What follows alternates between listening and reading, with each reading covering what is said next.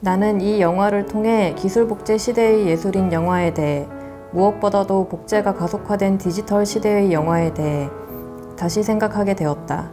그래도 아름답다는 한마디에 무너져 버리면서 영화는 복제의 예술이므로 모두 가짜라는 것, 그것도 모자라 이제는 디지털 기술에 의해 복제된 것을 복제하고 또 복제하는 상태에 이르렀다는 것. 무한히 복제될 뿐만 아니라 왜곡과 변형의 가능성까지 품게 되었다는 것. 그렇기 때문에 그 속에 담긴 모든 게 허상이라는 것. 그러나 우리는 그 모든 것을 알면서도 영화를 사랑한다. 그래도 아름답다고 생각한다. 사랑하는 장면이 내게로 왔다 출간하게 된 소설가 서이재입니다. 반갑습니다. 사랑하는 장면이 내게로 왔다 출간하게 된 일본어 번역가 이지수라고 합니다. 반갑습니다. 제가 번역한 키키키린의 말이라는 책을 가지고 북토크를 한 적이 있는데, 그때 사회를 서이재 작가님께서 봐주셨어요. 작가님이랑 그때 이야기를 나누면서 북토크라는 거를 까먹을 정도로 작가님 이야기가 너무 재밌는 거예요. 그래서 서이재 작가님 이야기라면 평생 듣고 싶다 그런 생각이 드는 거예요. 너무 재밌어서 영원히 들을 수 있겠다 그런 생각을 해가지고, 영원히 이어지는 이야기라 함은 결국에는 책이잖아요. 그래서 작가님이랑 책을 쓰고 싶다는 생각을 했고 수락을 해주셔서 책이 나오게 됐습니다.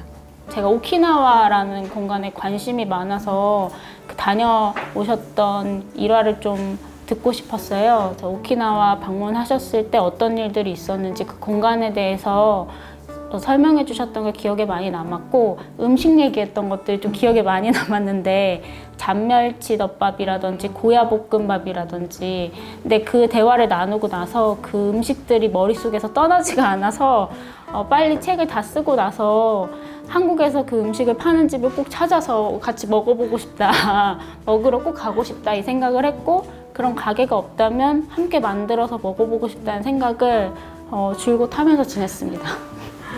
저도 기억에 남는 순간이 이제 최애 배우와 최애 작가, 최애 감독에 대해서 얘기를 하는데 그게 너무 재밌어가지고 저 중간에 혼자서 맥주를 막 몇 캔이나 따가면서 되게 재밌게 얘기를 했던 그런 기억이 있습니다.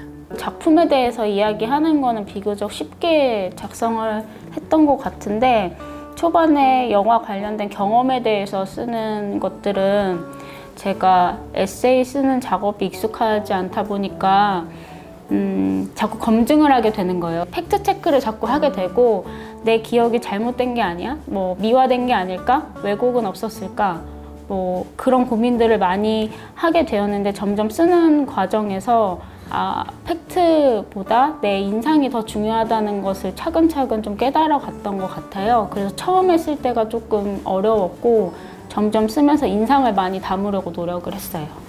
저도 첫 글이 진짜 어려웠던 것 같아요. 그 첫 영화들의 순간에 대해서 쓴 글인데, 그 첫 글이 제가 감이 그때는 전혀 안 생겼던 상태라서 되게 어려웠고, 그 50개의 반껍질을 벗기며라는 챕터가 있는데, 그것도 그 글이 유난히 구성이 어떻게 돼야 되나 고민을 많이 하고 구성이 좀 유난히 잘 안 됐던 것 같아요. 바닷마을 다이어리 관련해서 이야기해 주신 부분이 기억에 많이 남았는데, 제가 고레에다 히로카즈 감독님 바닷마을 다이어리를 볼 때 그 공간에 대해서는 그렇게 중요하게 인식하지 못했던 것 같아요.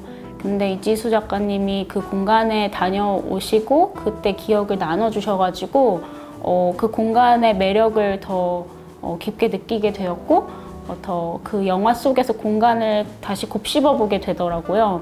그리고 저도 가보고 싶다는 생각도 들게 되었고, 영구와 땡칠이가 기억에 많이 남았어요. 어린 시절에 보셨다고 해서 그 이지수 작가님의 어린 시절 모습과 함께 그 영화를 보는 모습을 상상하게 되었고, 꼭 한번 같이 보고 싶은 영화로 남아있어요. 네, 상영회를 해서 나눠보고 싶은 영화로 남아있어요. 독자분들이랑 하면 진짜 재밌겠네요. 네.